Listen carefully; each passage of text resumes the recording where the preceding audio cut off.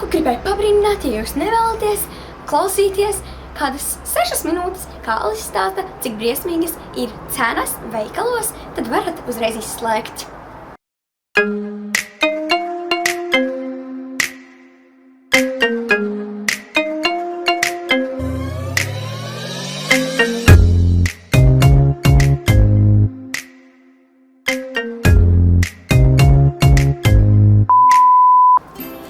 Sveiki visiem, ar jums mēs Alise.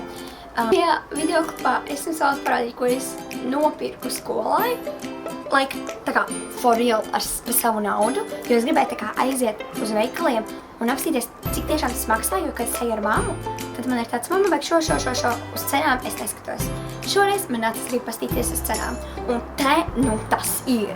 Tad sāksim ar burtnīcām vai kladēm, kuras vispārībā vajadzētu apmaksāt skolai, jo skola taču ir mūsdienās pa brīvu, vai ne?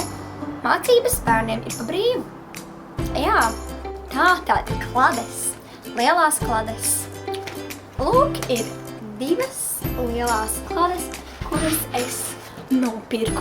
Es jums ļaušu 3 reiz minēt, cik maksāja viena? Nē, tu neuzminēji 5 eiro. 5 eiro par šo vienu kladi. Jā, labi, es tiešām jūtos ļoti stulbi, ka es to nopirku, bet man vajag matemātikai lielu kladi, tā kā šeit, tā kā, labi, viņa ir liela, un viņa izstās normāli, un tur ir 100 lapas, bet 5 eiro, es atvainojos, man tāds vietas, kas maksāja pa vāku, kur man tiešām nevajag. Labi, es varēju tikpat labi nopirkt kādu lētāku kladīti, bez vāka, tā kā tik skaista, vienkārši parastu, bet man vajag ar šiem te, kuri nav visām kladēm, pēc šis maksā 5 eiro. Ziniet, cik reizes var aiziet uz maķīti? 4 reizes. Es nopirku šiti kopā klades un burtnīcas, un es te baigi nešķirošu, kur ir kura, bet es jums vienkārši parādīšu pēc izskata.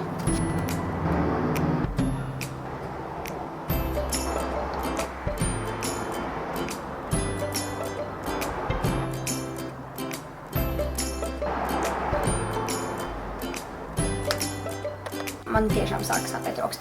Tātad, šī mīnus ir tāds, ka tur var būt dažādākas tās klades, jo man tur bija dažas vienādas, vienkārši tāpēc, ka tur nebija pārāk daudz liela izvēle. Nu, vismaz es to visu pirku Jānis Rozē, kas ir spicē, 2. stāvā. Tad te ir pārējās lietas, ko es nopirku. Un vispār pirms rādīšu lietas, ko es likšu penālī, es jums parādīšu penāli, kurš man tiešām ļoti patīk. Tātad mans penāls izstāsta apmēram šādi te.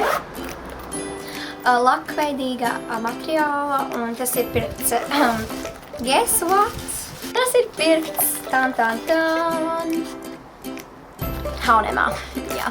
Tā kā, ķipa laikam ir domāts kā kosmētikas maks, jo, diez vai H&M padod penāļus, bet viņš, manuprāt, ir ļoti piemērots penālim, jo viņš ir 20 centimetri, un tā kā mana galva.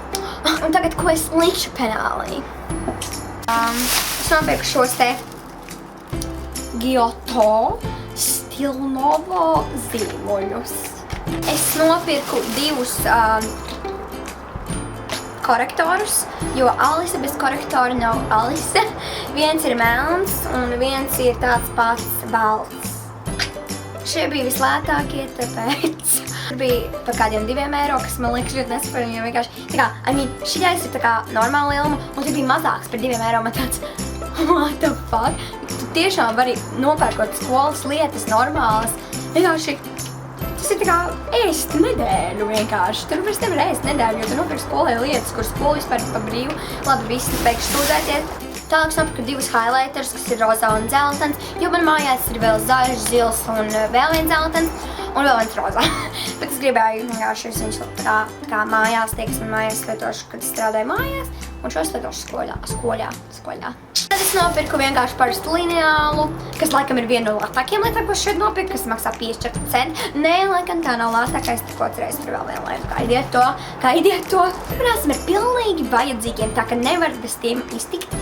Tie ir skolas rakstām piedarumi, kas ir vai nu zīmuļi, vai pildspalvas. Un šeit gan es jums kaut ko gribu pateikt. Bez šīm lietām mēs nevaram iztikt, ja mēs ejam uz skolu, jo mums ar kaut ko ir jāraksta, ok? mēs pieejam pie pildspalvas stenda un skatāmies. 75 centi, 80 centi, varbūt tagad izklausās pēc reāli kaut kāda skopura, kas negrib atdot naudu pildspalvā. Man vlogošanas kamera. Es nezinu, vai kvalitāte ir vairījusies.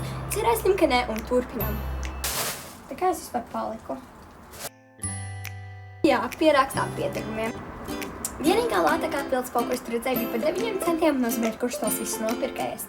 Tad 3 šādas te pildspalvas, kas bija par 9 centiem, un viņas ir diezgan labas. Es tur skatījos, tā kā bija daudz dārgākas, tā kā līdz kaut kādiem 2 eiro, un bija tā, ko? Pildspalva par 2 eiro? Viņa laika turās varbūt kādus maksimums 2 mēnešus. Un tas ir vēl viens maķis. Es saprotu, kā var tā maksāt pildspalvu? Vienkārši, Bet tomēr, kāds var būt alis, ja viņai nebūtu kāda dzēšamā pildspalva, lai varētu kontrolēdamās izdzēst. Es atļāvos nopirkt vienu šo dzēšamo pildspalvu, ar kuru var uzrakstīt un izdzēst, un tā maksāja €24, ja nemaldos. Tas tiešām man salauza sirdi, bet tās klauds, ko es jums sākumā rādīju, vienkārši tā ir reāla depresija man. Turpinot pie rakstām piedromēm, mēs varam ķerties pie zīmuļiem, kur nemaksā labāk. Tāda runāja par zīmuļiem, es pats nopirku 3. Šis maksāja 20 centi, un šis maksāja 16. Un es gribēju, man patīk tas, ka viņam dzēržamīgi galā. Tāpēc, jā. Bet tur bija tā kā, ziniet, tādi melni zīmuļi rindiņā, un tie bija pa 75 centiem biļetes. Nerādiet man to cenu. Pēdējā lieta, ko es nopirku, bija dzēržgumija, kura maksāja kaut kādus 25 centus. Viņa ir liela, tāpēc tas dara. Un šis viss sastādīja lielu depresīvu čeku. Tātad, ja jūs jau esat nopirkuši savu lietu skolā, tad uzrakstiet man to komentāros.